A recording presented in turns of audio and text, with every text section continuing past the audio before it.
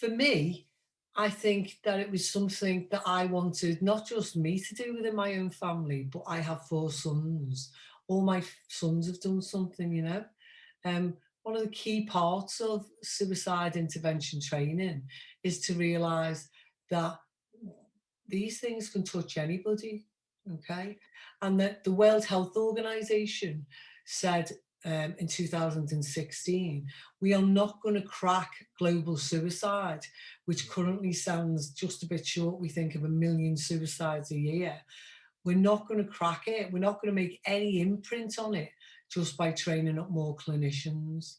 They have Mm. endorsed, and it's come up in, you know, lots of suicide um, awareness days that we have every year, that this community model is the best model that we've got. So if you like, we're punctuating our family groups, our friends groups, our workplaces, society with people who know a bit more, people, you know, people who are more switched on, people who are ready, willing, and able, and can spot things that maybe somebody else wouldn't be able to spot.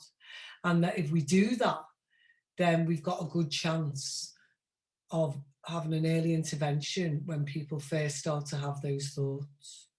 Because we know that thoughts come way before planning, and come way before somebody taking their own life. So if we could get in early and people were able and switched on to that, um, that's going to be the only way that we're going to make an impact on the horrendous figures that we've got.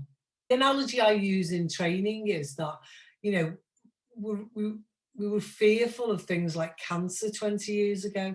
You know, we could barely say the word. You know, we would mouth the big C, and, you know, like, we was massively fearful. And I think Mhm. that fear perpetuated that illness. But now we're changed on that. We talk about signs and symptoms early. There's lots of things on TV. You know, we're up and we're active in the community, raising money for these things. It's talked about openly, but we're nowhere near there with suicide. And we have a saying, we say that suicide flourishes in ignorance and silence. And Mm. it's also been my life's work, and my working life over the last 20 years or so, to take both of those things away from it. Mm. We will not be silent. And if we can all get rid of some of the myths and misinformation around suicide by education, then we will be doing all we can. And that's all we can ever do.